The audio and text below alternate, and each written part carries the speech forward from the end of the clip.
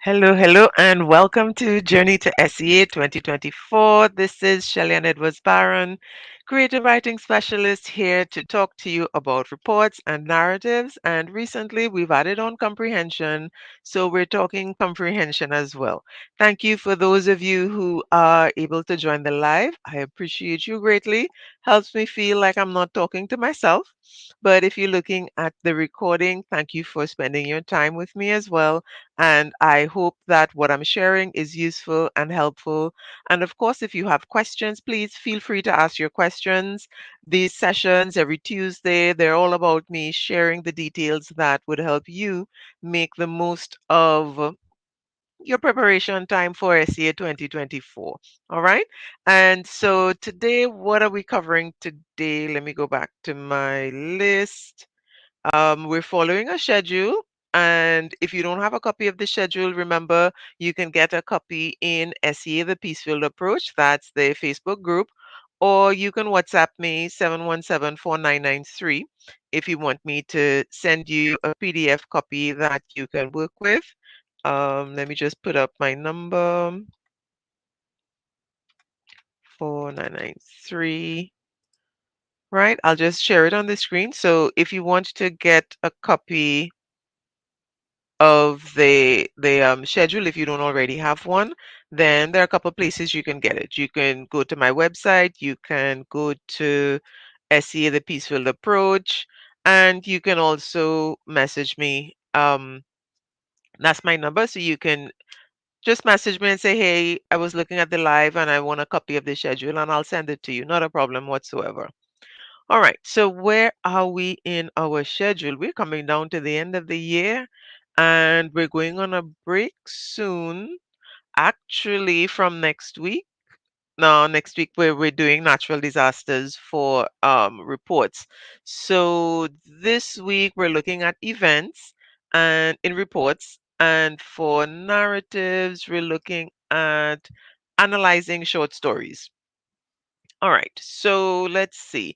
And for comprehension, now I always ask if you have any questions about comprehension, any specific issues that your child is having, send me a message. You can WhatsApp me, you can send me a message on Facebook, you could message me in SEA Peaceful Approach, comment on any of the lives. I do check back on them to see if anybody asks any questions. Because, like I said, this whole time that I'm spending here is to give you as much support as possible. So, if I know what questions you're asking, then I would know how to answer you and how to share the information with you. So, if you're here, go ahead and ask a question in the chat if you have any questions as we continue. And I'll do my best to either answer it right away or find out the answer for you, and then I'll be able to answer it in the next session. All right. So where were we was event reports, and we usually do events first and narratives after, and then comprehension at the end. So for comprehension this time around, what I'm doing is just doing a quick review on the different types of comprehension questions that you could encounter. So what I'm going to do is to open up, I think I should probably do I was thinking of the 2022 exam, but I think I'll do the 23 SEA exam, the blank one, and we'll just go through the different types of questions that are there for each type of text that you'd have to work with. I think this time it was, well, you know what? Let me not speculate. I don't remember what text it was exactly, but I'll open up the document and I'll share so you'll see. And if you don't have a copy of the past papers, you can get a copy. I think SEA Peaceful Approach has a few of them, the blank copies, but I have the blank copies on my website as well. And so you can check that. And this would be for the ELA. Let's see, past papers. Yeah, this would be for the ELA exams I have from 2019. So let me just put that up here so you could find it. Um, it's an easy link, SCA ELA past papers on my website, and that's how you would find it. But just in case you need to see it, Let me share. And like I said, the comments that I make, they go to my Facebook page. So if you want to double check any of these things after the live, you can go to my Facebook page, Word Coach Youth, and all the comments will be there. So you can get the link and everything. So you can check that there. All right. So, right. So that's the past papers, and I'm going to be opening up the 2023 past paper and going through the types of questions that are there so you can get an understanding of the kinds of questions your child would need to be familiar with and be able to understand. Okay, so we're starting with reports as we usually do, and we're looking at event reports this time around. Um, okay. Yeah, we're looking at the event reports. And so, just as with the others, we're starting with an understanding of what is an event. And I think events is one of the types of reports that students have a little bit of challenge with. Um, because, like incidents and accidents, those words are used for many different things. You know, in the English language, one word can mean several things. They When it comes to events, we do have different meanings. So an event could be just like a situation, an occurrence. It could mean anything. But for our purposes, remember, we're working with a certain structure to help students kind of make sense of the prompts that they're encountering. So this is not something that you can go on Google and, okay, what is an event report? You're going to get a whole range of things. So for our purposes for SEA, we need to create categories to help the students, especially since report writing is so structured. And so that's what we're doing by labeling a certain type of report an event report. And with this focus on event reports that we're doing, what we're looking at is an event is an occasion that includes a speaker and an audience. And when I say speaker, I mean generally you have like a presentation style context where there's an audience sitting and receiving information from someone on stage. So that's where you want to start with reviewing event reports this week. Just as with all the others, start with a definition and make sure your child knows what an event report is and they can identify an event report in the midst of other kinds of reports. So you want to make sure they can tell you, for example, what's the difference between an event and an activity? What's the difference between an event and an incident? And so this is what you want to go through. So start with that, make sure all that information is clear. The difference between an event and an activity is that with an event, you have that stage, speaker, audience situation. With an activity, we have everyone actively participating in the occasion. So an activity could be like class project, could be a field trip, because everybody is participating and doing things and asking questions and everyone is involved. With the event report, we have different levels of involvement, right?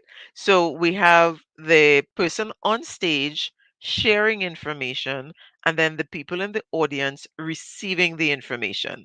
And that's the difference. Everyone is not active. The people on stage are active, the people in the audience are more passive, they're receiving. Even though in some events we can have a question and answer segment, it's generally either at the end or from time to time. It is not a direct participating interactive kind of thing usually. And that's the kind of prompts that you would get for SEA. A speaker coming to the school, you you participated in a presentation, meaning you're in the audience and you're hearing the presentation. So you get those kinds of things for events and event reports. All right, so we're starting with that. What is an event? And then from there, just as we did with all the others, we're brainstorming different types of events. And there are different types of events, and we want to get a list of at least 10. I mean, as many as you can get. It just means a little bit more research. And remember, this time is research time. So we want to make a list. So, what are the different kinds of events that could happen? So, in the first instance, we might have an individual speaker. So, like one speaker presenting to an audience, so that you can have like a guest speaker coming to the school to share some information. And you can have a group style event where there's like a concert where different people are doing presentations. So it's not just one person, you have a few people doing the presentations. So that's the kind of difference. So individual and group, and you can even have like a group coming to a school to do a presentation. That works as well as a group presentation. So we have these two, group presentations versus individual presentations.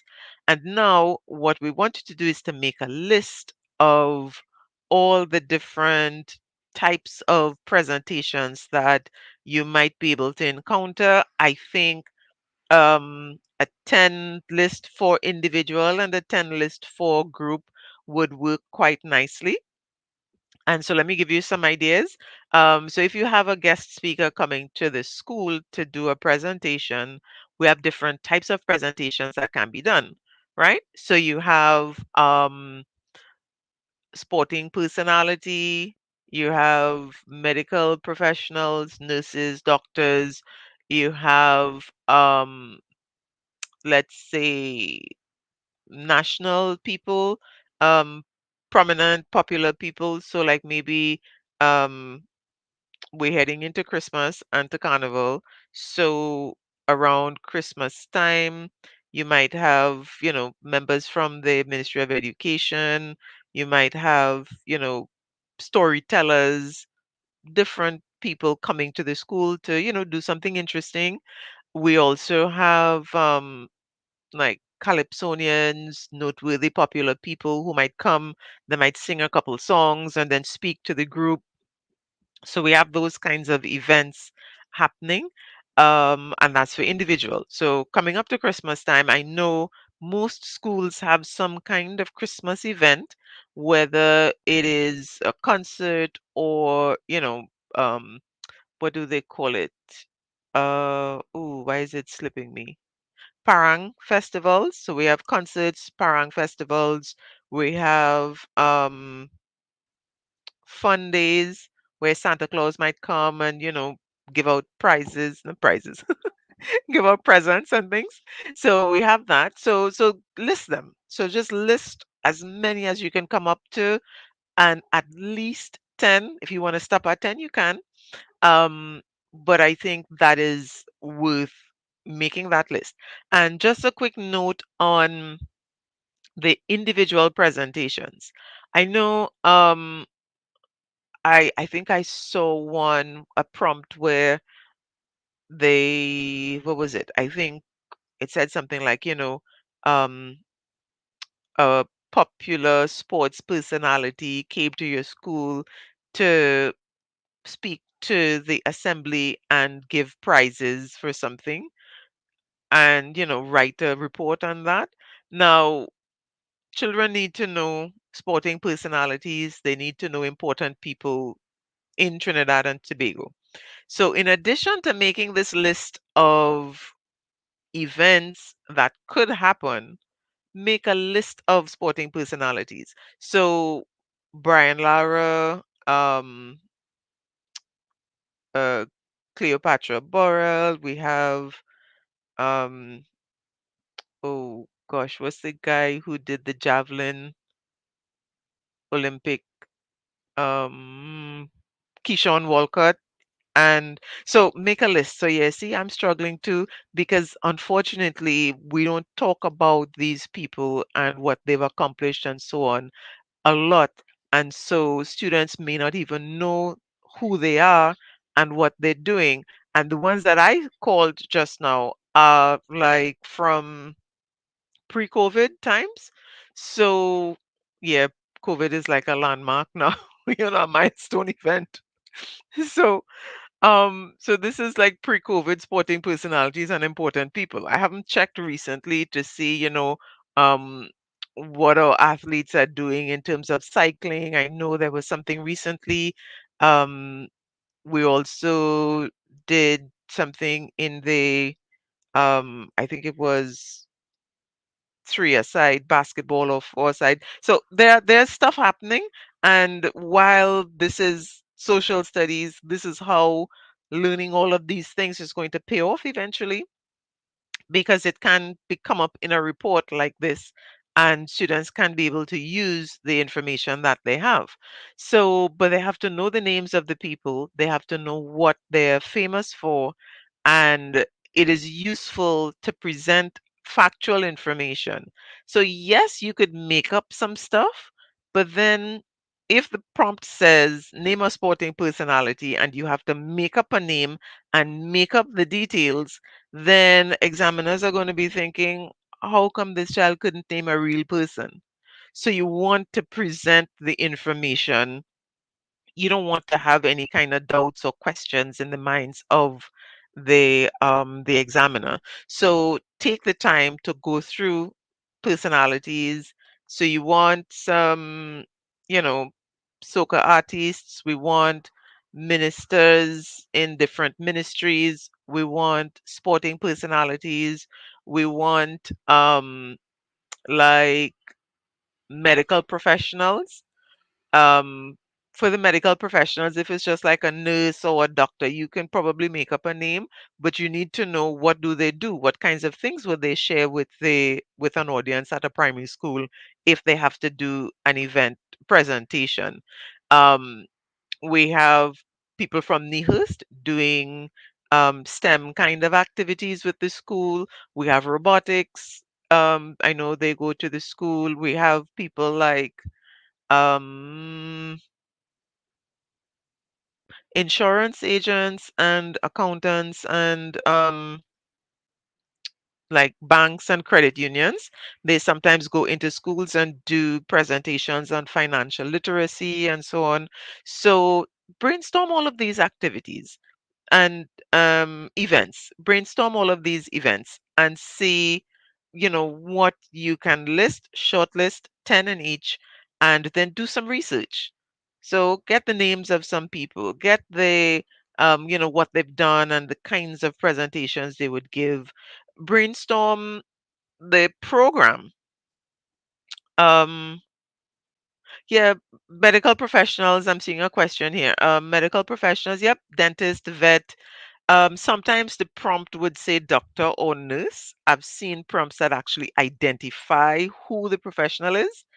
If the prompt simply says a medical professional, then you can decide on a dentist because that's a really awesome one.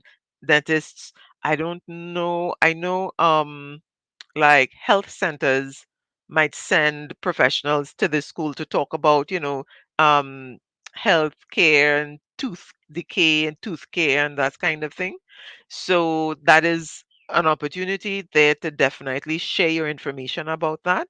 So if the prompt says medical professional, then you choose, and that's fine. Anyone is okay.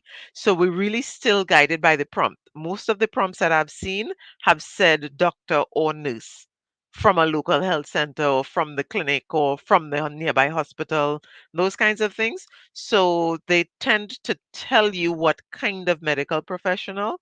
However, you can, once it's open and once it's an option from the prompt, you can decide. So really you're using the prompt as your guide to make sure that you respond effectively.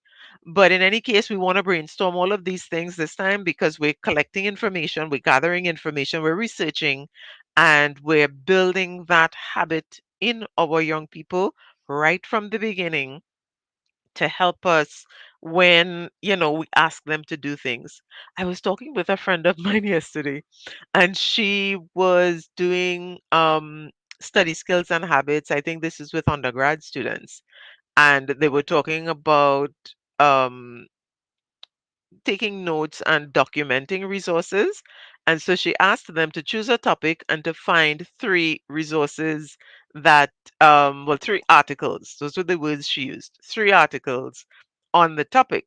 And nearly every student in the class came back with a blog. Now, if you know anything about academic writing, a blog is not an acceptable resource for academic writing. A blog is a starting point, it's good information, but you want to use something more like a scholarly article, is what we refer to it as. So something from a university site, or something from a database that has research and that kind of thing. And so the students didn't quite get it, they didn't quite understand, because of their limited information on what is considered acceptable at academic level. And so doing the research was a challenge for them, because as far as they're concerned, you go online, tap, tap, tap, you type in the topic, you get a response, and that's it.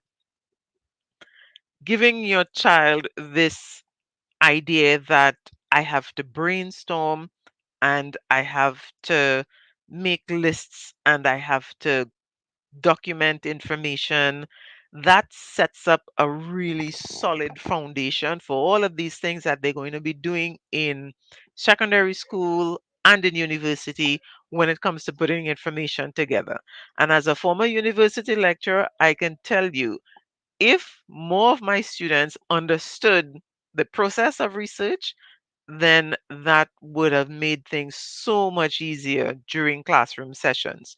So, starting now, planting that seed of doing the research on the reports, believe me, once you do it well and you do it in an enjoyable way, it is going to serve your child eons into the future, even into the world of work when they get there. So, and especially if they're going to open their own business, become an entrepreneur, then they are going to still have to do the research and everything. So you want to get them into that habit from now. Shortlist types of events, individual versus groups. So we have like list of 20, and then we're going through one by one, making sure we understand who is involved, what kinds of things would happen in this event, especially like a concert program. If you ask the average child, what happens in the concert, people do stuff, right? Yeah, that's the answer. People do stuff. They sing, they might have a play or something, but they're not aware of the whole format of the program, where you have the introduction and the, message from the principal, and where you have announcing different performances. And at the end of it, you have a vote of thanks. You might have a situation where, there's a door prize for a ticket and different things like that. Most students aren't aware, especially if they're participating in it.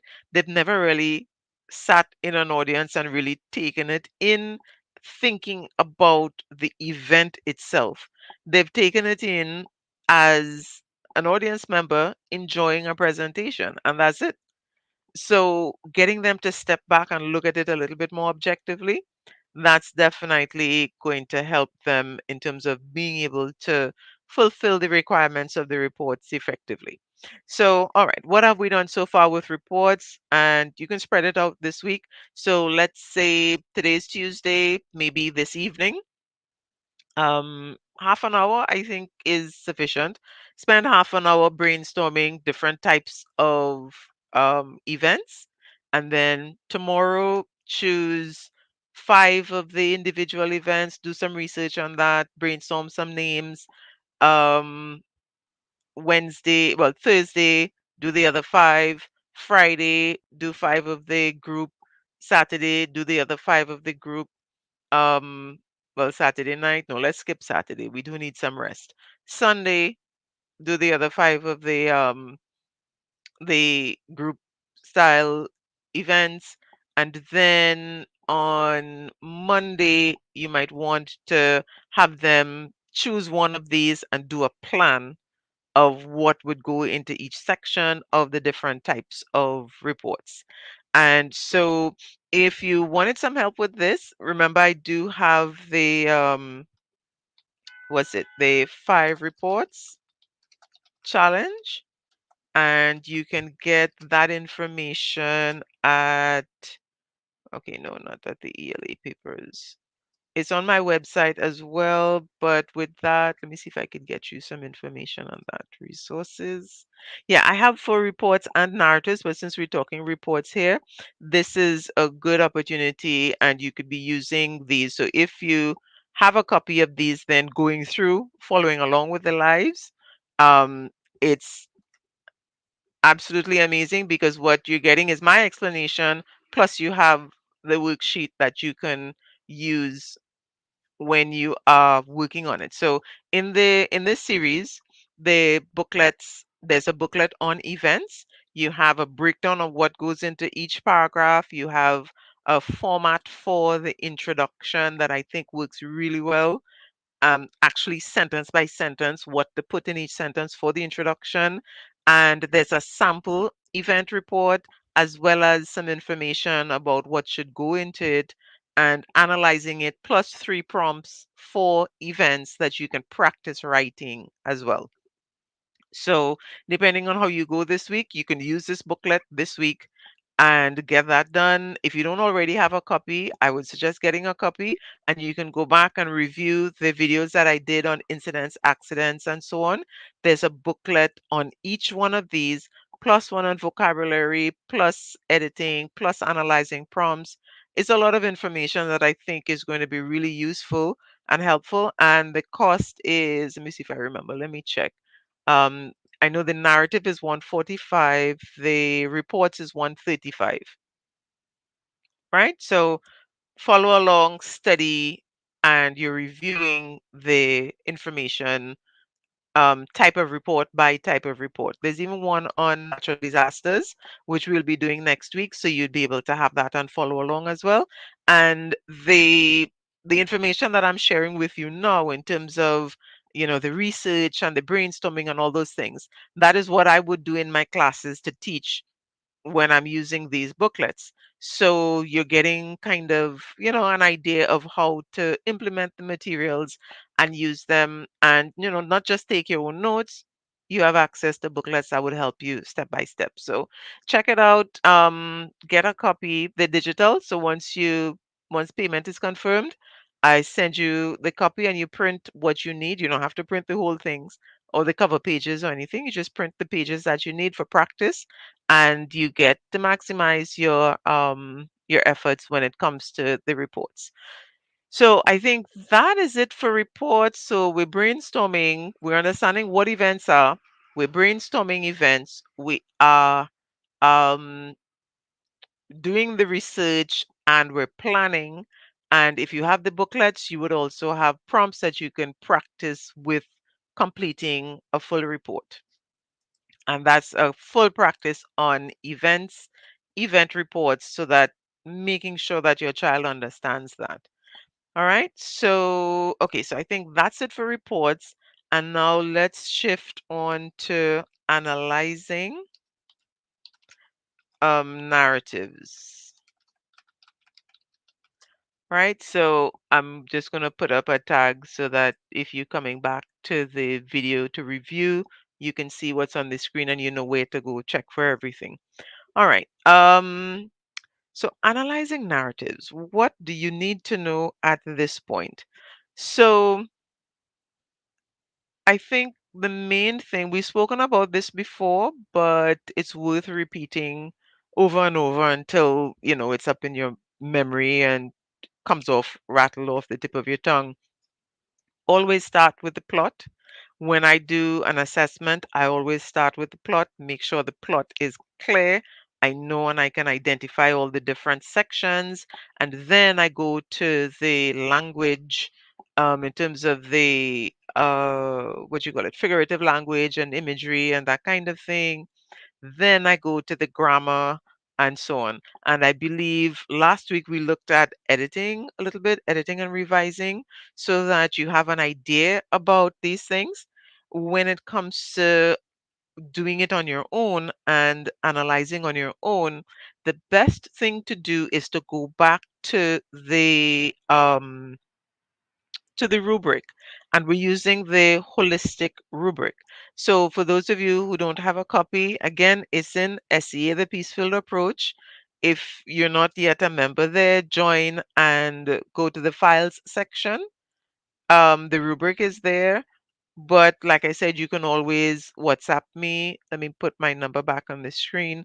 You can always WhatsApp me and I'd share it with you, because it's something that is it's it's my version of, well, let me not say version, because I kind of just typed it up. When I got a copy of the holistic rubric, it was a photo, and so some of it wasn't so clear, so I kind of typed it over and gave an explanation. So here's what, let me just share my screen and show you what I'm talking about, because this is what you'd need to be able to go through and review to help you with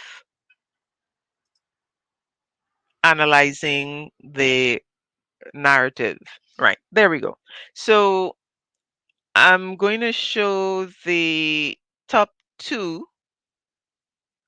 because what you're using this for at this point is that you're not grading yet.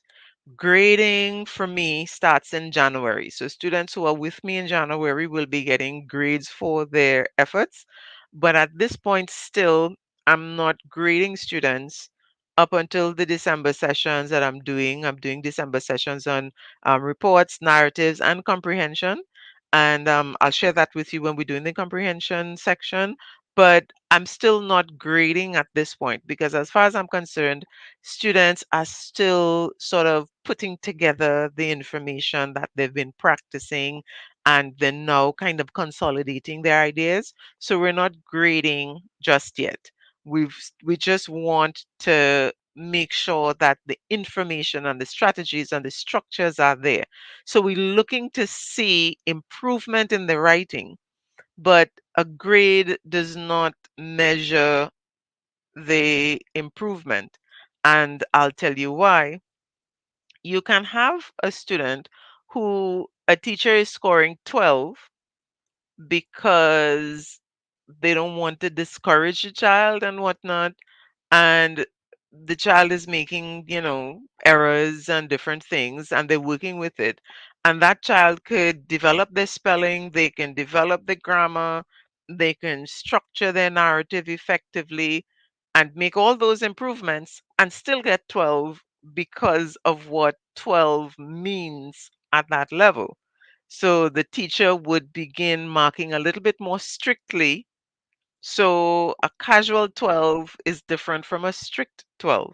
So I always grade really strictly with students. So I tell students, okay, a student who scores like maybe 14 with me might be getting 16 with another teacher, because I'm very detailed in the way I explain and develop. However, we're going with the rubric, which is what we're looking at on the screen. So, whatever grading you choose, whether you're strict or you're lenient, this is what is required of students. And so, all grading should come back to this. And we're really studying the exemplary and the proficient. Those are the two that we're studying and what we're aiming for. Most people are, of course, aiming for exemplary. Most students would fall within proficient. And I'll tell you why. Proficient means that you are doing what you're supposed to do at your grade level. And so students who are hitting the mark, they're doing exactly what they're meant to do with narratives and reports for their age group and standard 5 level, would score around 16, 14 to 16. To get that 18 to 20, students have to, let me see if I highlight there, if you could see that. Maybe I might need to make it a little bit bigger. Right? Yeah, just a teeny tiny bit bigger, but all right. Um, I'm hoping that you're seeing it. But you see that there? Students who get 18 to 20, the response exceeds the expectations for the writing task. So if you meet the expectations, you're going to get like 14 to 16, you've done well. That means you understand all that you need to understand and you're good. 16, right? The 18 to 20, where they distinguish those students, those are the ones who have mastered the storytelling style. And it's not just that we're meeting requirements and we fit the plot and we have all those things. They are now going a little bit beyond that. And so what does that look like? Setting is effectively developed, time and place vividly established. Vividly established means using imagery. It's not about figurative language exactly, even though it can include figurative language like similes, personification, metaphors, etc. But we really want imagery. We want to see what you saw, not just be told, the sky was beautiful. What made the sky beautiful? White fluffy clouds, clear blue sky, birds flying about, that kind of thing. So we want details and we want descriptive details, details that have been described, not just told, right? So I don't want to just know that there are clouds in the sky. What did they look like? I don't just want to know what the sky itself was blue. Okay, so the sky is blue and we have white clouds. That's part of it. That's an awesome beginning. Wind is blowing, sounds of birds. So we want to have more than one type of imagery: sight, smell, taste, sound, movement, emotions, all of those things coming out. So those who get 18 to 20, they are students who have mastered that aspect of it. But guess what? Guess what? You really don't get to this point without having a solid plot and solid climax, intervention, that whole thing. So it's a combination of things for you to get to that 18 to 20. So we want that vividly established. And notice we're using skillfully developed physical descriptions, actions, and dialogue. And at this point, I want to revisit something I had said many sessions ago when I spoke about dialogue. There's a difference between straight speech and dialogue, right? Dialogue means conversation between two or more people. Speech is when the character speaks to themselves, or they say things out loud, or they mumble things under their breath. It's just to themselves.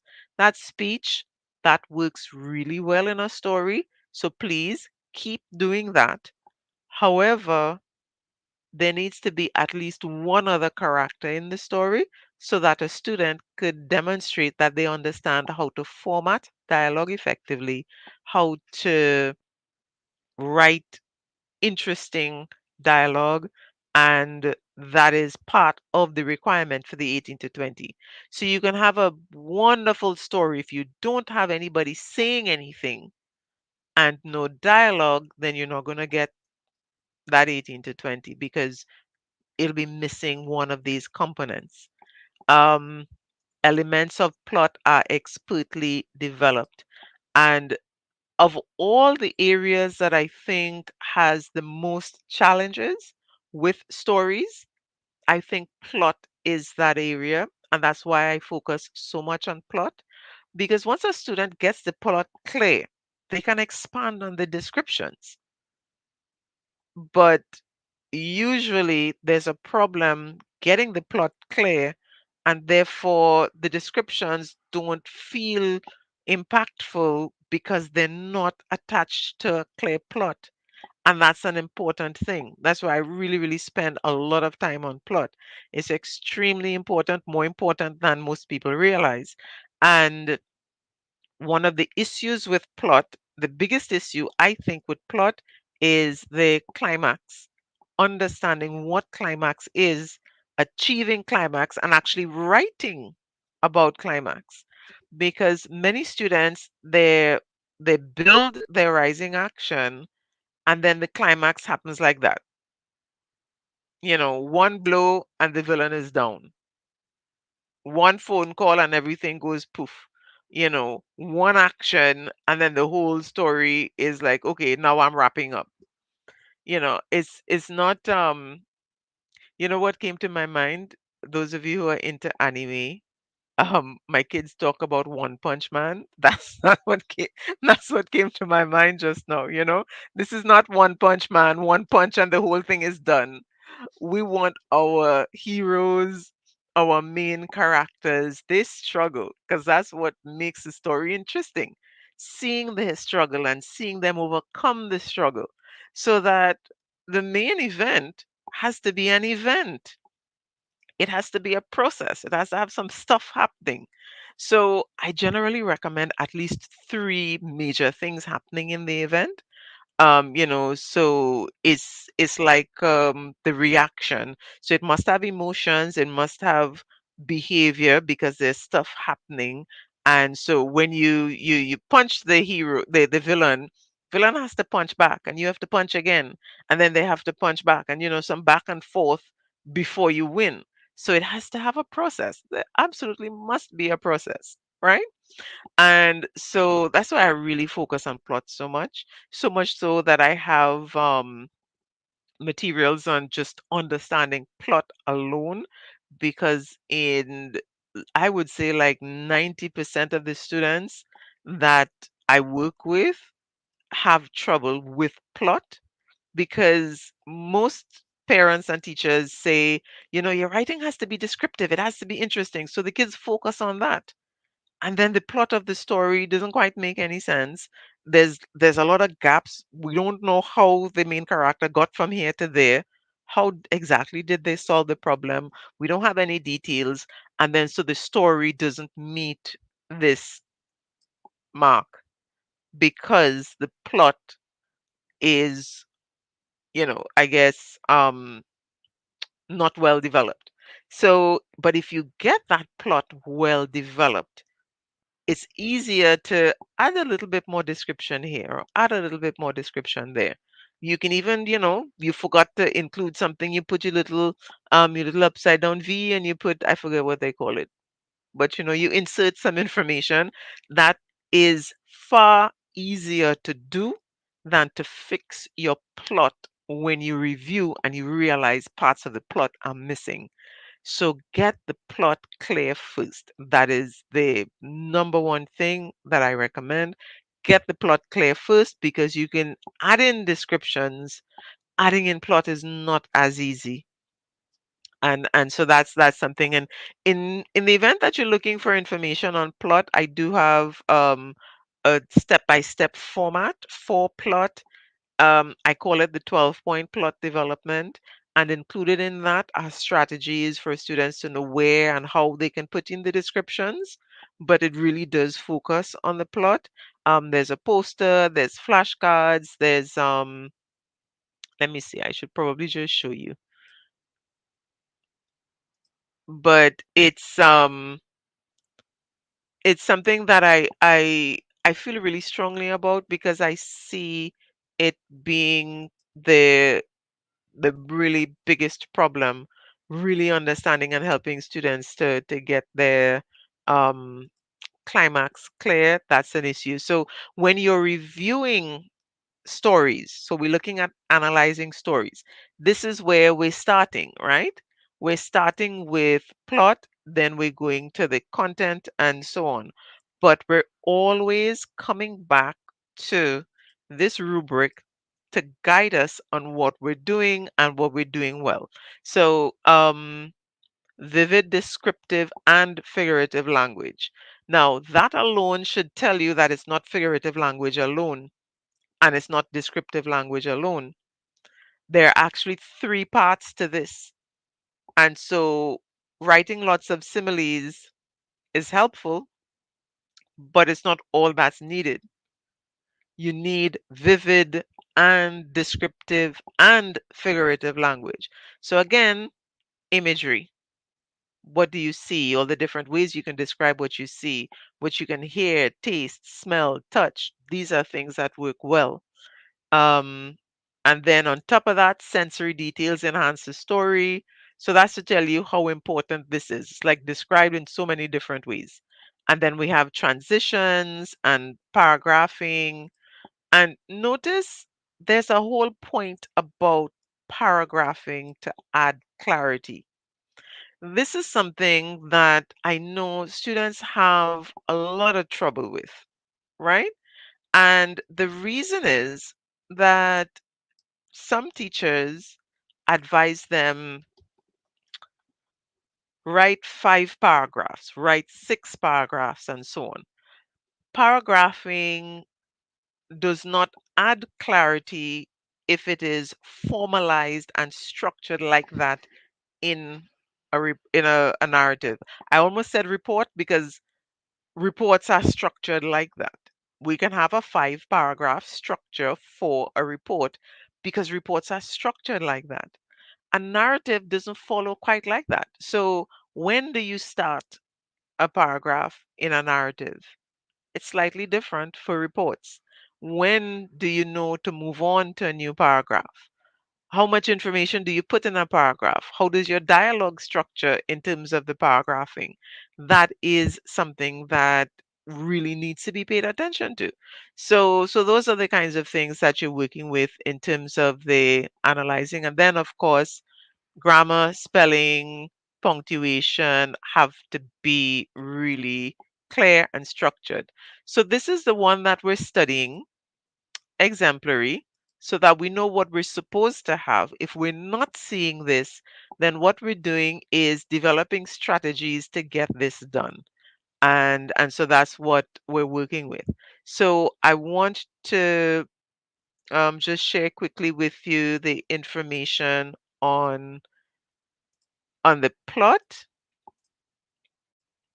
So here's the information on the plot development that I was telling you about. It's a little course because it's 245 for it, and you get a whole lot of information. So let me just scroll down and see. So you get all of these things, right? So you get the poster, you get the flashcards, because I know having those tangible things makes a difference with some students. So you get the poster, you can stick it up so that they have it wherever they're working, and you get the flashcards where they can check, and the flashcards have the actual definition and information on each of the different plot points. And then you get a series of videos and worksheets. So you get a video on what makes a story great, and this is me sharing content with you. So it's like a little course, it's a class, right? A video on the different elements of the plot, a video on an experiment that to make the learning about plot a little more interesting. Then there's a practicing plotting video, a video on the 12-point plot development. So elements of plot have to do with um, exposition, rising action, climax, falling action, and so on. And the information for this is just to give like a full understanding of what plot is. And then the 12-point plot video goes through each point of the 12 points. So this is what um, most teachers would tell students. They talk about exposition, they talk about rising action. So I do cover that so you can see how that works. And then I show you how the 12 point, which is an actual step by step, I show you how that works. And then you get a worksheet for the experiment video, and you get a worksheet for the 12 point, and you get some information on fiction, because I realize that most students tend to write realistic fiction, which is stuff that could actually happen. But there are other types of fiction that they might want to explore that might be interesting. To purchase is on my website in resources. So if you click resources, you can get all the different resources that I have available. And then this one would be 12-point mini course, and then you have the information there. You can purchase. So at the moment, it's just through me because I am working on, I like to interact and answer questions because I want that I have direct contact with you. So you have my information. You can WhatsApp me. So if you want to get a copy of that, you can WhatsApp me. And if it is that you want to actually learn how to use it, like me teach you how to use it, this December, I'm actually doing some courses, some for students and some for teachers. So I'm doing comprehension, um, and this is for standard fives. I need to change this. Yeah, every time I go to the website, I see something I need to change. So let's just, it's a work in progress. But so I'm doing comprehension, narrative writing, report writing, and once you click on it, it tells you exactly what's happening in the course. So you scroll down, session one, and tells you exactly what we will be covering. So you can go there and take a look at that. But I came here to show you the teacher training courses. So I'll be doing courses for parents and teachers. So parents are welcome, tutors, if you want to learn how to use the system. I have absolutely no issue with that. You can come, you'll get the materials because included are the materials. So let's see. So for the report writing, you're getting actually a copy of the textbooks and workbooks. And for the narratives, you'd be getting, where is it? I'm scrolling down. Right, here's a list of resources. So you'll get that whole packet that I told you, that I just showed you for 245. That's included in the cost. Plus I'll be giving you additional documents, and you'll have permission to use the materials once you do the course. And the course is, let me go back to the top and I'll show you. Right. So the enrollment 795 for the report writing and 695 for the narrative writing, and you get all the materials plus me showing you how to use it, plus additional details about how to implement it as a parent and as a classroom teacher, because it's a slightly different consideration when you have a group of students doing all of these things. So I do go into that in a lot of detail. So the report writing is 795, the narrative writing is 695, but remember, you get that 245 part of the materials here. And with the report writing, let me show you what you get. If you go back to resources, what you get for the report writing is this. These three books: the textbook, the practice booklet, and the journal. So when you're finished, you have a complete program and a schedule and how to use it. Because I realize that, just saying, okay, do this and do that and try this and try that is nice. But if you don't have the materials and you have to go and make it yourself, it's kind of tedious and taxing. So that's why I included these. So yeah, you can check the website. The information is there. And it is really, so I'm doing those this December. And so if you want a copy of the books, but you don't just want the books themselves, you want to know how to use them, then you could enroll in any of those training programs. And like I said, you get permission to use it with your child, with students. Um, Ideally, if you can encourage the students to purchase the books because they're worksheets, you write in them and so on. Um, but if you have a small class, then I suppose it should be okay.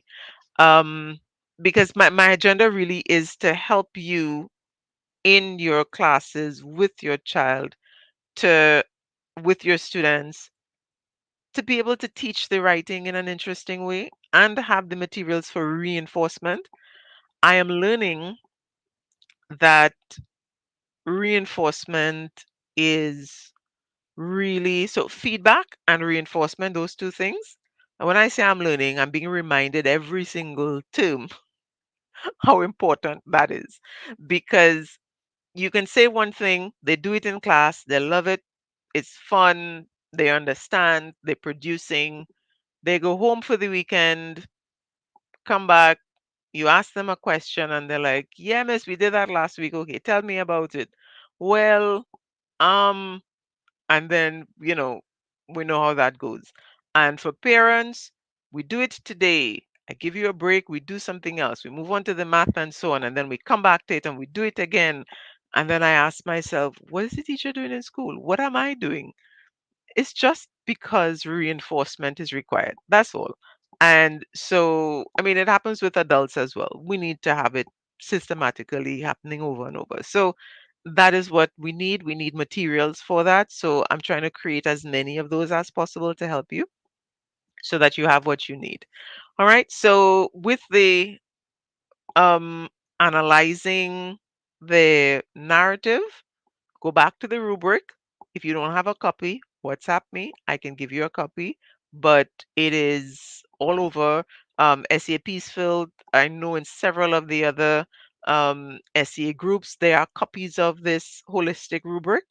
So you can find yourself a copy, make sure. But if you want to get it quickly and easily, WhatsApp me and I'll just WhatsApp you a copy. And I have both for reports and narratives, so you can get a copy of both.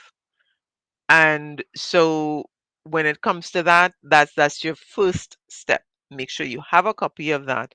And then whatever story you're reading, sit with the rubric, sit with in my case, I sit with my plot development and I check, is everything there? And we have a checklist that I go through.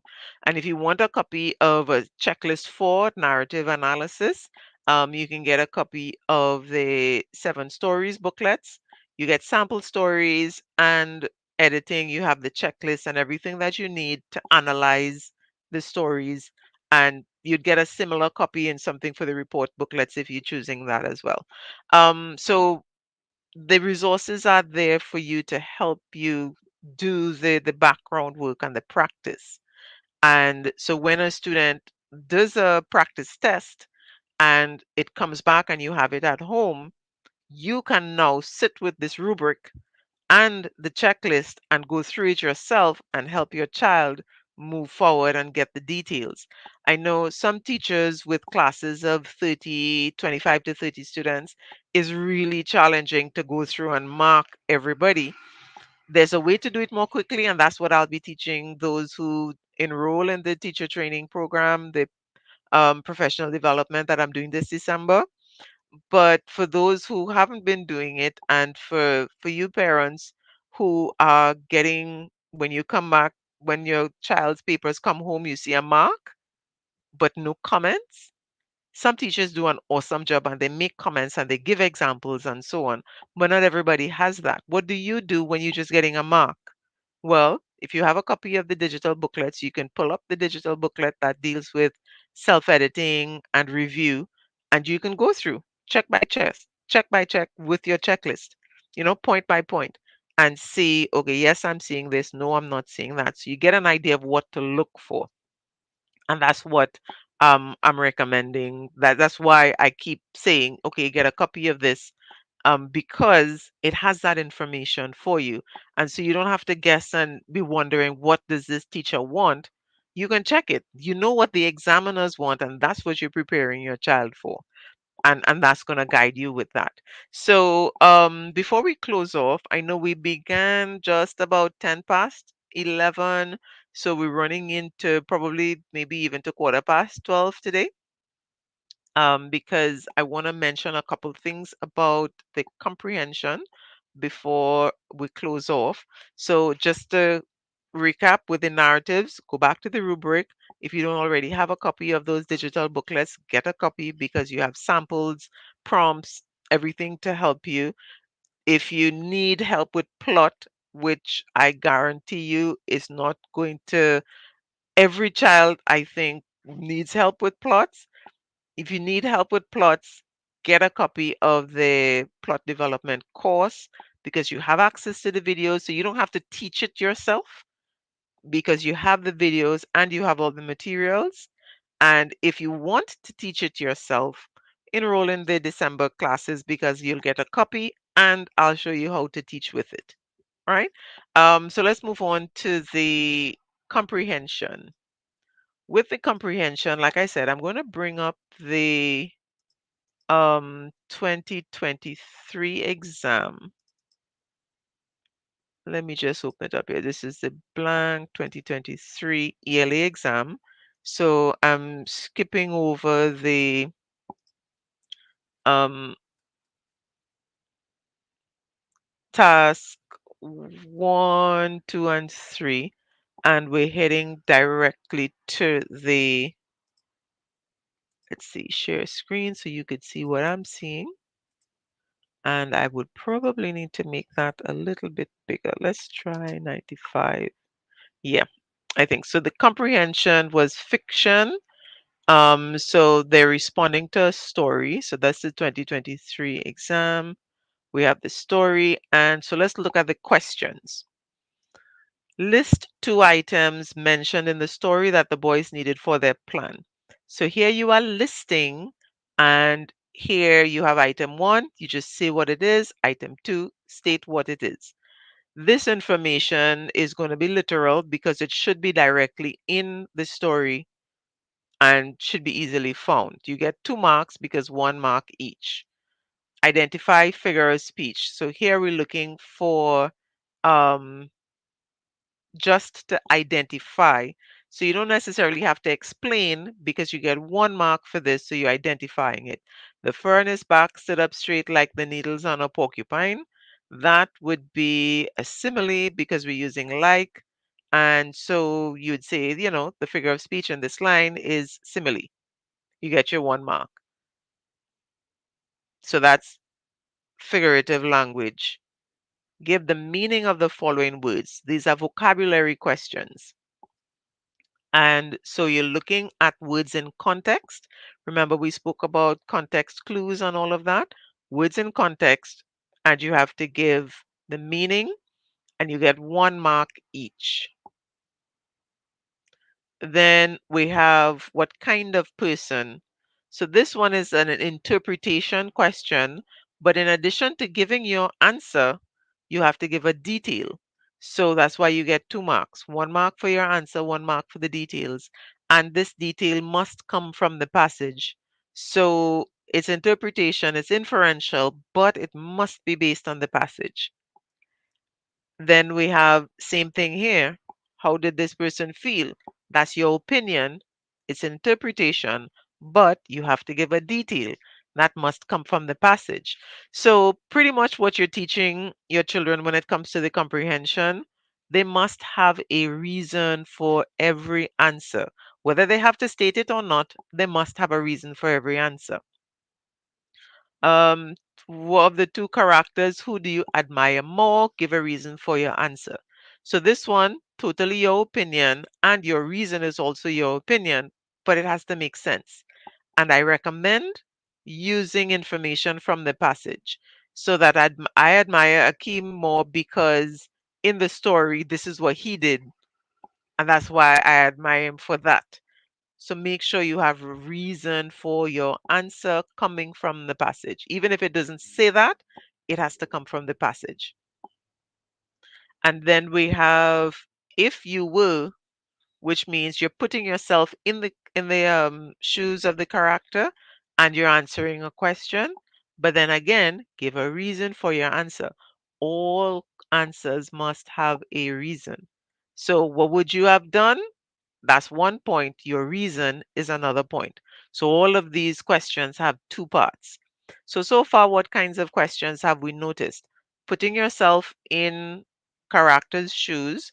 That would be, this is a fiction passage, remember, right? We have giving reasons. We know all these answers have that. We have to give details. How do we feel? What do you think people think? What do they feel? What kind of person? We have vocabulary. And then we have literal questions where you answer those things. All right, so let's go down. I'm going to scoot down to the poem. Let's see what kind of questions that we have. List 2 activities. Seeing some commonalities here, right? So this is where we get some similarities between the comprehension passages. So there's usually some kind of listing where you just pull information directly from the passage. Then We have give one word or phrase from standards that appeals to hearing. So we're looking for imagery, dealing with hearing.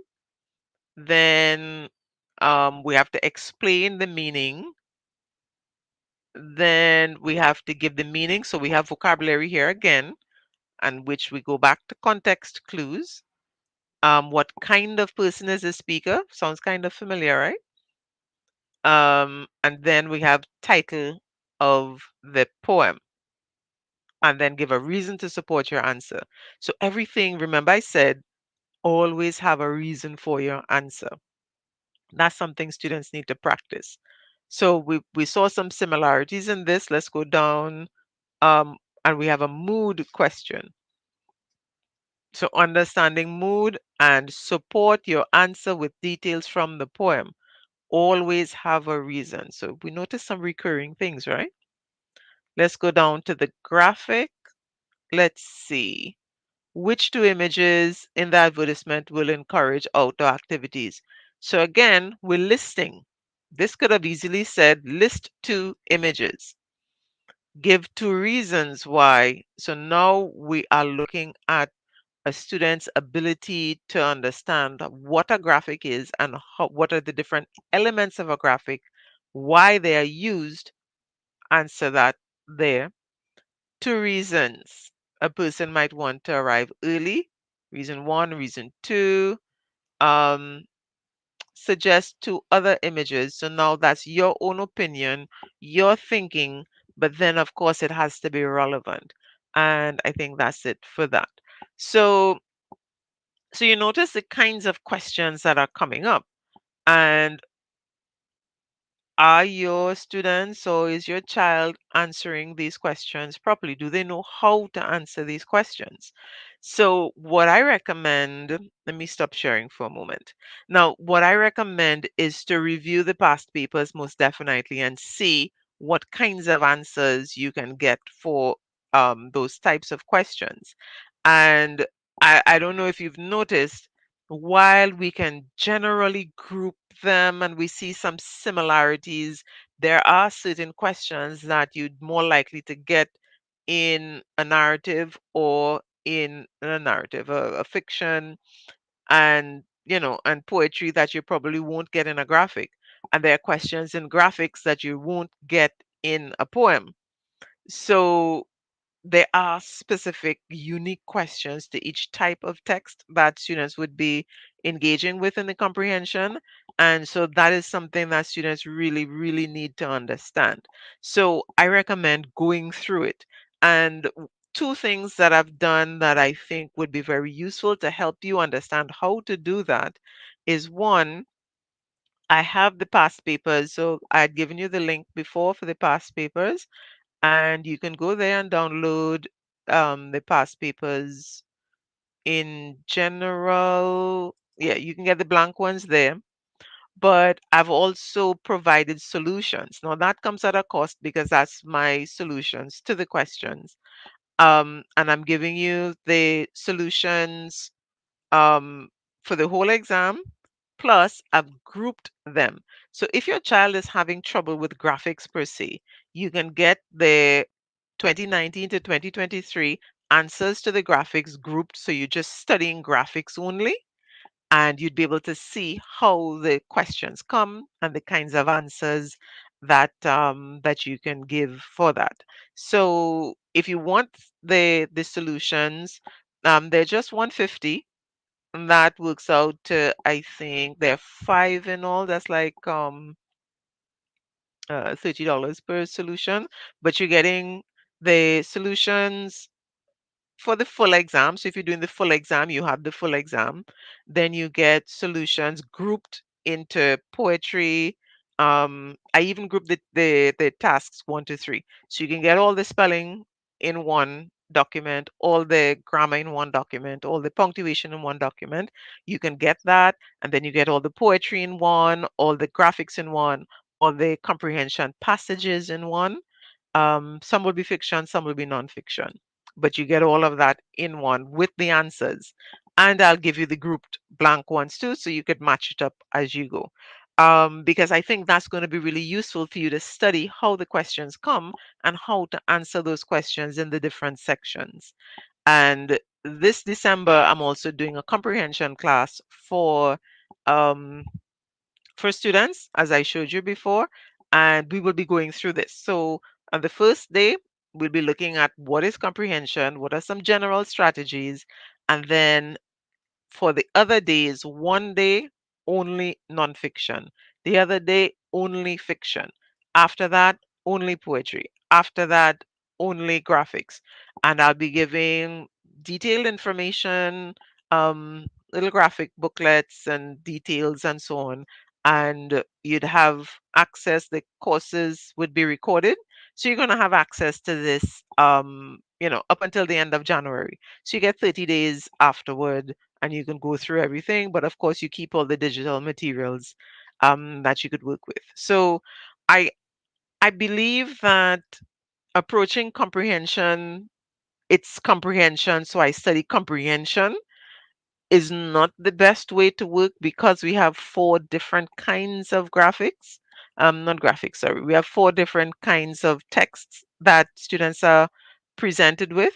In the exam, they get three because the passage could be either fiction or nonfiction. That's why I say four, and we have to study the four. We can't just approach all comprehension the same. I have a student who gets like 12 out of 13, 13 out of 13 in her practice test with the poetry, but with the graphics, she's struggling. Now, you would think, okay, she's doing so well in the poetry. How is she not doing so well in the graphics? That's because they're different questions and different considerations. So I'm going through those with her so she could understand those. And that is what I'll be teaching during the comprehension program. So I think there are a couple places left because I have been getting registrations. I think there are a couple places left. So if you want, go to my website and click on courses. So let me just get that up for you and show you. Yeah, so go to the website, get courses, and click on comprehension. That's the first one. And you'd get, I'll put up the link here for you in a bit so you could find it. Internet, why are you moving so slow? Can you please speed up? Right, so there we go. Right. So, and like I said, all of these will be in the um they would be on my Facebook page. The comments that I make, they all show up on my Facebook page, which is Word Coach Youth on Facebook. So you can find that and get the link. But if you want, you can just type it in. I mean, it's not a long URL. Just remember, Word is WERDCOACH.com. And oh, by the way, that's an acronym. I don't think I ever shared that. That's an acronym, WERD. So the W is for writing, E is for elocution, that's for speaking and oration. R would be for reading, and D would be for discourse. When I taught English as a second language, I taught pronunciation and oration. I taught students how to project their voices, speak well, pronounce their words well, to speak with confidence and those types of things. And so that's what elocution is about. And then discourse is how to have conversations. So I taught that as well. I taught students how to have conversations because a conversation is not just waiting to have your say. You have to listen to what the other person is saying and have that interaction there. Respond effectively, make sure you acknowledge what they're saying, make them feel heard, and all those things. So I used to teach all of that. That's why it's called Word Coach. Um, Writing, elocution, reading, and discourse. So that's just for those of you who were curious as it came up in conversation. All right. So I think that's it for today. So for those of you who were able to stay till the end, thank you so much. I really appreciate seeing some numbers on the viewing because like I said, it feels really kind of odd just speaking to the internet world. But when I know somebody's listening, then it makes a big difference to me to understand that, as well as for when I present, because I know, okay, I try to think of the kinds of questions that you might have and answer those. But of course, if you have specific questions that I haven't answered, please message me. I know someone asked about purchasing the any of my resources. Um, Send me a WhatsApp message. They're on my website and you can find it there, all the details. But just in case, send me a WhatsApp message. It's not going to take anything out of me to respond to you, because I mean, that's what I'm doing all of this for, to share materials with you that will be useful. So send me a WhatsApp message and I'll respond and we can take it from there.